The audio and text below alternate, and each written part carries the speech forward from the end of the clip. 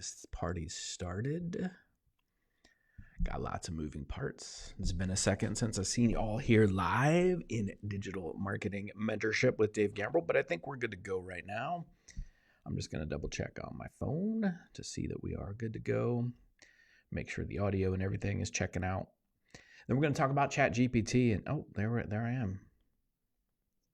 And it sounds like it's working. So let's talk about one of the biggest challenges with the AI stuff right now. I know a lot of you have been playing around with different AI tools, maybe Claude, maybe ChatGPT, maybe Grok, whatever.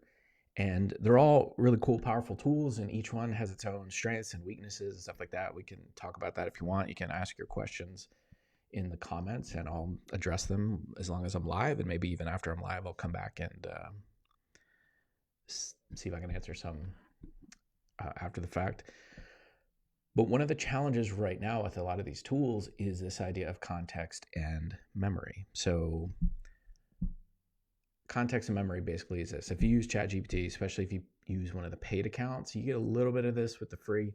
But if you're using the paid accounts with ChatGPT or any of the other ones, you're getting a little more memory. And I'm not talking about computing memory, but I'm talking about memory about who you are and what your goals are and how you show up and things like that. And I'll share my screen here in a second and show you some ways that you can leverage some of the tools that ChatGPT has for that. But one of the biggest challenges is most people that I run into that aren't really using AI consistently will use one of these tools kind of on a one-off basis, and then none of them get a long-term memory of what it is you're trying to do or how you show up or how you like to write, what your voice is, things like that. And so they say, well, this sucks. I'm not getting the results I'm looking for. That's not really what they say. They say this is crap. But what they mean is I can't get this thing to work. How come, Dave, you can get it to work, but I can't get it to work? What are you doing differently? You must have magic prompts or something. The reality is this. There's just one that I use pretty much every day as my daily driver. It's ChatGPT. And then I use some of the other tools sporadically as I need them. But for a lot of people, they're not using one tool on a consistent basis. So my first recommendation would be that. And for most everybody, ChatGPT is the best solution right now. Yeah, but I heard about Opus 4.7 on Perplexity or on Anthropic, or I've heard of Perplexity, I've heard of Grok, I've heard of this, I've heard of that. Look, man, you need one. And for most people that I run into, ChatGPT is the best solution, mainly for some of the things I'm going to show you right now in this video. Those other ones are all great. They all do different things. They're all amazing. I use all of them. But for most people, your daily driver should be ChatGPT, just because it's the easiest to use. So that's the first thing, right? If you're going to leverage the power of, hey, what's up, Charles? Thanks for saying hi. If you're going to leverage the power of these tools, then use one on a consistent basis so it will build up some memory about what it is you're trying to do. Let me, I'm going to pull something else up here to give me a second on my computer. But I want to pull it up before I share my screen so you could see it. Okay, let me pull this up. And then Charles, since you're with me live, you can confirm that you can actually see this. All right, hopefully you should see that. Hopefully I'm not taking up. Yeah, it should be in the lower right-hand corner there for you. And hopefully the audio is okay. It's picking up pretty weird on my system here, but hopefully you can hear me okay. If not, let me know and I'll turn it up a little bit, but I think it should be okay. All right, here's my screen. If you go into the little settings down here in the bottom left-hand corner of your screen, click on settings, you go to personalization. Thanks, Charles. You go to personalization, you can see you can change some of these things here. So base style and tone, characteristics, how do you want it to be?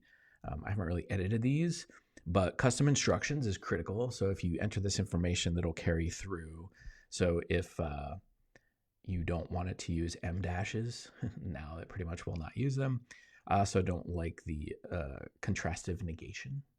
We're not going to talk about English grammar today, but basically that's at the end of a paragraph or section. It says like, it's not this, it's this, right? It says this contrast stuff. I don't love how it does that. More about you. If you fill this information out, it can pull on that information. And then here's the memory piece. Reference saved memories. Make sure this is turned on. Reference browser memories. Okay, if you're using Atlas, their browser, turn that on. Reference chat history. turn that on. When you have these things turned on, it can reference the stuff that you've asked it before. And so if you ask it something similar, it can say, well, we talked about this previously. Here's some information. You don't have to start from scratch. I hear some of you saying, let me come live to you again, full screen. I hear some of you saying, that's scary. I don't want to give it all this information. Well, guess what? Then this game is not for you. Stop watching this video right now. The reality of these tools is this. You have to give it information to work with if you want it to work for you. If you just want to share one-off things all the time and you're not getting the results you're looking for, then you have to be an active participant in this thing. You have to give it some ability to do things. If you don't give it information, it can't give you any useful information back. Okay, that's as plain as I could put that. Right? You gotta put some information in there. You gotta give it something to work with. All right. If you're afraid of this stuff, this is probably not the video for you. Okay. Pulse is not really anything else we need to talk about. Let's see what's in advance. We don't need to turn that on either. So those are the big things for the personalization piece. Just make sure that you turn those on in the memory. And if you want, I'm not going to click on it here, but if you click on manage, it'll show you all the memories that it has, and you can go and edit them, take some out, and put some new ones on there if you want. So it like knows about my business. It knows about my current goals. It knows what I'm trying to do. It knows what I like, what I don't like, stuff like that. So when I ask it a very simple question without a crazy prompt, it will give me a really great answer because it has all of this context and memory about me. Okay. If you do nothing else, I don't know how many minutes into this video we are right now. Let me see if I can pull it up. 7 minutes, not even 7 minutes. If you do nothing else but go do that and take care of that, you'll get much better results from ChatGPT. You don't even need to watch the rest of this if you would just start there. But I like to over deliver and show you other stuff. So let me show you. If you want to take it to the next level, what I also recommend you do is for your individual projects or things that you're working on, use these things over here on the right-hand side, project folders. Okay, why would you want to use them? Well, let me give you an example. Here's one, been in the market for a new washer and dryer. Okay, I've had the other ones for a while. They're starting to leak. Washer's starting to leak a little bit. Dryer is not drying as effectively. Yes, I changed to my, cleaned out my lint thing. Thank you. But got to get some new stuff. So I started having this conversation inside a project folder, and I'll tell you why in a second, about the ones I was looking at GE, the GE washers I'm looking at, the ones I was looking at Home Depot, putting all this stuff in here. Why is this relevant? Why would I do it in this thing called a project folder? It's because inside this folder, any new chat that I have with it, any new information that I give it, any new resource or file or anything I add to it will be talking about the washer and dryer search I'm looking for. Okay? It's not going to pull on my memories of what I want to do for my health and fitness goals. It's not going to pull on my other business stuff. It's going to just talk about the washer and dryer search. So when I ask it a very simple prompt in here, like, hey, what's new? And I want it to go search the internet for some stuff on prices or compare things, it will know exactly what I'm talking about because we've contained it inside this project folder. Make sense?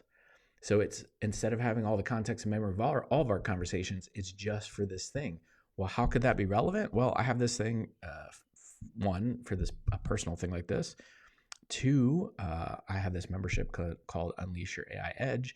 And I have a lot of conversations in here about that and what I'm doing in there and what people need to learn and want to learn and my frameworks and recaps and my masterclass stuff that I'm doing and some of the images that I'm creating. Like this guy, I was creating some images and stuff for my Kajabi portal that I have for that. So it's all within this one folder. So when I ask it to do something inside this thing, it's only talking about this AI Edge membership that I have. So I say, hey, let's talk about custom assessment tool. Let's talk about this. Let's talk about AI implementation opportunity. Let's talk about my Edge membership cadence setup. Let's talk about my framework that I have. Okay. It's all contained within there. Okay. So 2 things I've shared with you already. I'm trying to get back to full screen.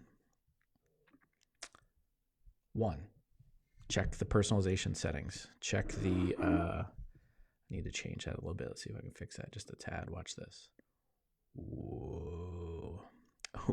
Personalization settings. Check that, check the memory, see how it's set up. 2, use these project folders over on the left-hand side to contain your conversations about certain things that you want to have. So if you want to have conversations about master classes that you're running, about your health and fitness goals, about your washer and dryer search, about whatever, I have a ton of project folders. Look at them all. I got a lot of them. Here's one, right? So I taught at a mastermind to teach some AI stuff at a mastermind, and it was in this really beautiful place my friend Bill has in Montana, in Whitefish, Montana. If you want to stay in a really beautiful property or host an event there for a mastermind or something, let me know. I'll put you in touch with Bill. It's really awesome. There's a huge house there that can sleep like, I don't know, 25 or 30 people or something. It's giant. But then there's a banquet facility. Like you could have a wedding there, but you could also do like a mastermind and like bring people in for business meetings and stuff. I don't know how many people you could seat in there, but there was, I don't know, maybe close to 100 people for this event that I did. But I wanted to contain this conversation I was having ChatGPT inside this project folder because I didn't want it to bleed it over into my own AI stuff that I'm talking about. So I gave it some feedback on who the people were that were going to be there. They all focused on short-term rentals, so like Airbnb, Vrbo, stuff like that. And so I wanted to make sure that my conversation with them was geared towards what they do. But because that's not what I do all the time, I didn't want this bleeding over. So this is like a two-way thing, right? It keeps it all in here for me so we can stay concentrated on that one conversation. But 2, it doesn't bleed over into my other stuff and think that I'm a short-term rental host because I'm not. That makes sense? So lots of ways to use project folders. Okay. By the way, you probably see the link somewhere here. Hey, Marion, what's up? You probably see the link somewhere here if you haven't already checked it out. It's probably pinned in the comments. It's probably also like you could probably swipe up or see it in other ways. It might even be on your screen depending on how you're watching this. But there's on April 27th, my friend Russell Brunson is doing a thing called the AI Secrets Challenge where he's going to talk about context and memory, not only for ChatGPT. I'm keeping this conversation today limited to ChatGPT, but he's going to talk about how you can basically have context and memory inside this system that Russell built so that when you go use other tools, it will take the context and memory with it. Because one of the challenges is if you build up a lot of great context and memory in one tool like ChatGPT, and then you go to Claude or Grok or whatever, it doesn't have that same context and memory. So if you ask it a question, it doesn't know all that background. So you kind of have to bring it with you. And there's ways to do it. You can export your memory and then try to import it over there. You can copy and paste conversations.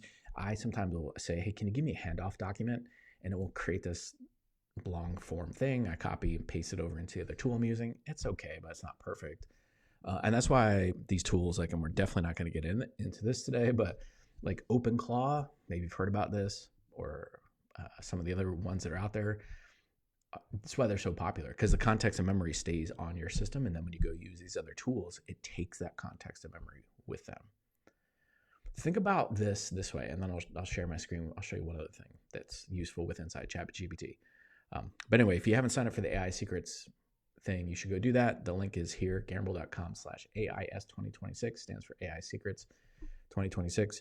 Go grab your spot for that. Russ is going to talk about a whole bunch of stuff that he's created for you. And there's nobody better in the business technology space that can synthesize difficult information into usable frameworks. So if some of the stuff I'm talking about today is blowing your mind, or some of the stuff I've been talking about here in general is blowing your mind, you want to make sure you go grab your spot for this.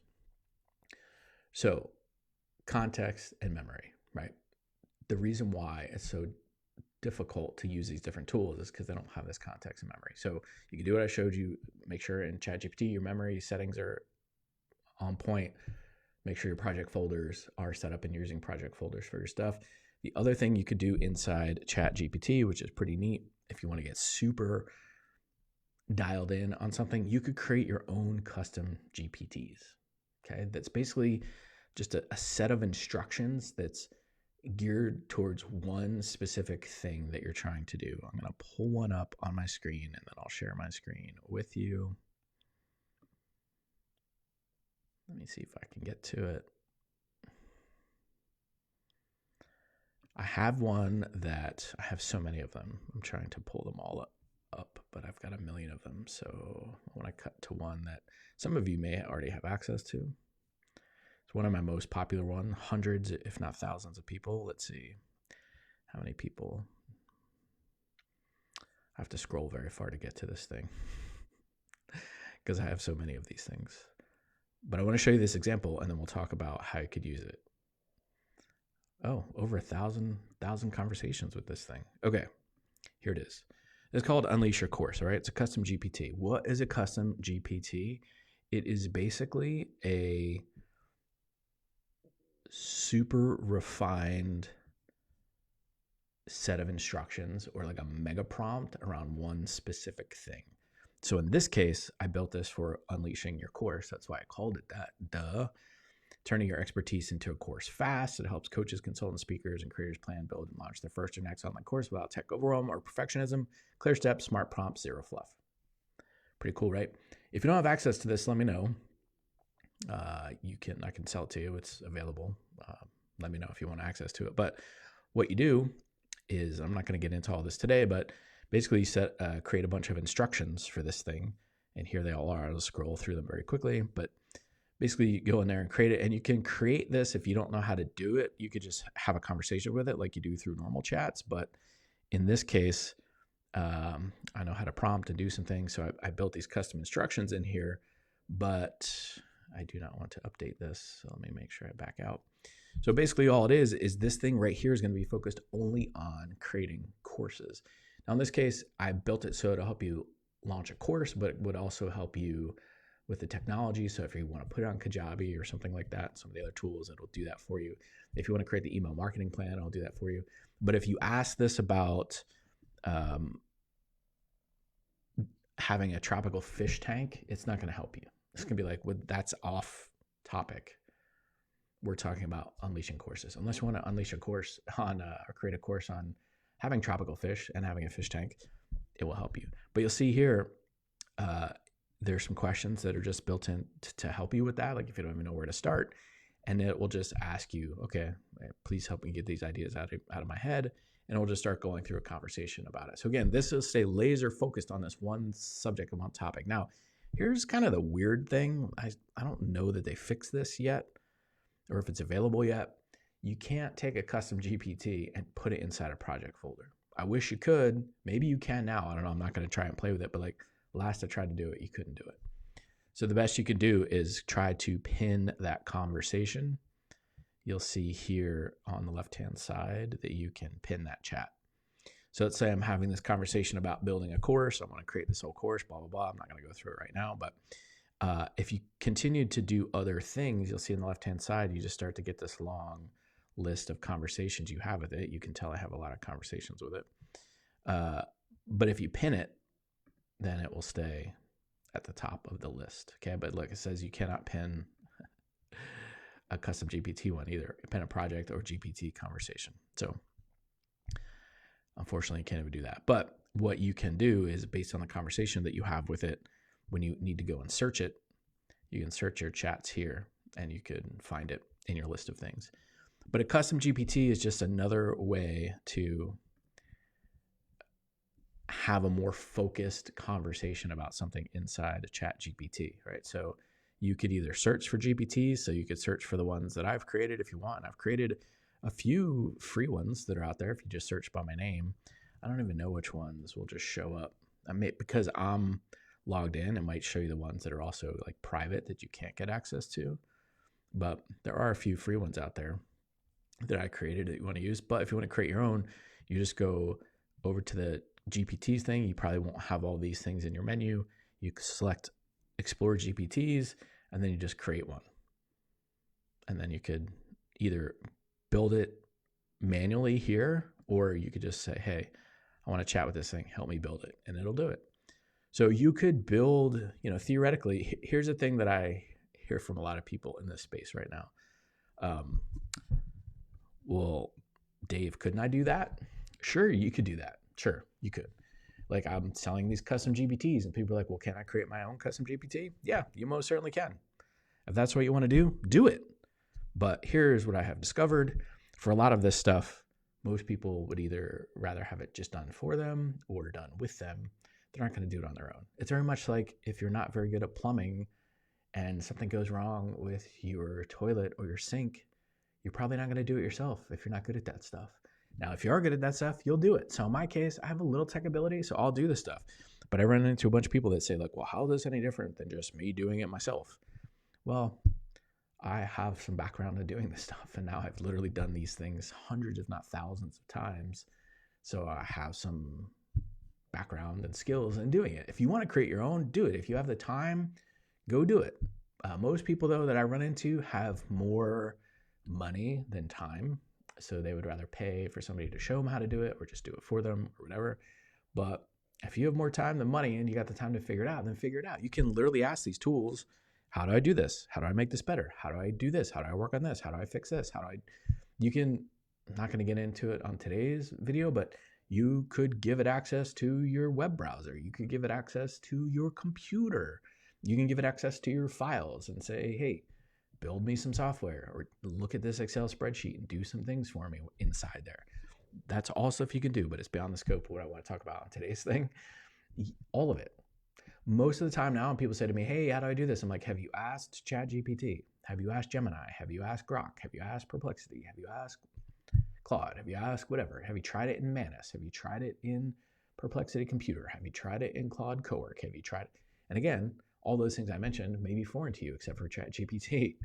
So if that's the case, just use ChatGPT. Use the one that you're comfortable with and then play with it, get used to it, set up the memory things, do some of the things I share with you in this video, and you'll get much better results just from those few things that I mentioned. But if you really want to take things to the next level, there's a couple things. I have a community called Unleash Your AI Edge. You can come join us if you want. Yes, it's a paid community. If you want to know about that, let me know. Or if you just want to join this free challenge that Russell Brunson has, just go to gambrill.com/AIS2026. Stands for AI Secrets 2026. It's called the AI Secrets Challenge. Wherever you're watching this, I know that the video is readily available for you. I know it's pinned. The link is pinned in the comments for you. I don't know where else you might be seeing. You may even see it on the screen. You can touch it and go register your spot. But if you want to do a deep dive on it, Russell's doing 5 days of content. It's kind of like in the middle of the day. So if you can't be available for, if you have a full-time job or some other things already on your calendar and you can't access it, just do the VIP option. You'll be able to watch the replays for like a week, I think. And so you can go back and do that. I mean, if you're super smart, you'll use some of the tools I talk about in this group that will help you synthesize information and leverage the power of AI to help you synthesize the information. I've talked about a lot of stuff in this group before, but if you really want to figure it out, that's a good way to do it. Russell's really good at simplifying this information, giving you actionable frameworks that you can use. And I've seen some of the stuff they're going to share with you. It is insane. It is very much like this OpenClaw thing that I've created that anytime I talk about it, people's eyes glaze over, and it's not a consumer-friendly, easy-to-use thing. That's why I'm not recommending it to most anybody in my sphere of influence, unless you're a total nerd and super techie and you want to go through the growing pains of setting something like that up, because it can be painful, and even maintaining it takes a lot of stuff, a lot of effort and energy, but it's really, really amazing when you do. So most of you are not going to do that. So Russell and Todd, his business partner, have figured out a way to help you do a lot of the stuff that OpenClaw will do in terms of context and memory, having it in kind of one repository, if you will. And then when you go out and use some of the other tools, it will take that context and memory with you or with it or whatever. So anyway, that's it for today. Context, memory, ChatGPT.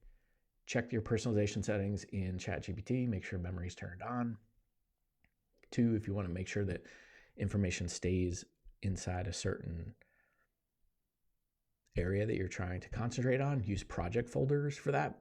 And if you have something that you just do on a consistent basis and you want to be super locked in, you can create custom GPTs, and that will have the context and memory of that one particular thing you're trying to do, kind of like, it's like a mega prompt, if you will, and it will do it for you on a consistent basis. So those are just some ways to leverage the power. Again, if you just would do that, you'll be light years ahead of most people that I talk to that are using ChatGPT kind of like they would Google. They just go to Google and say, ask it a question and get a response. They're doing that ChatGPT and they're not getting good results because it doesn't have context and memory. All right, hope that served you. Have an amazing day. For watching the replay, and if you have any questions or comments, put them below. I'll get to them when I can. And go grab your VIP invite for the AI Secrets Challenge right now. See you.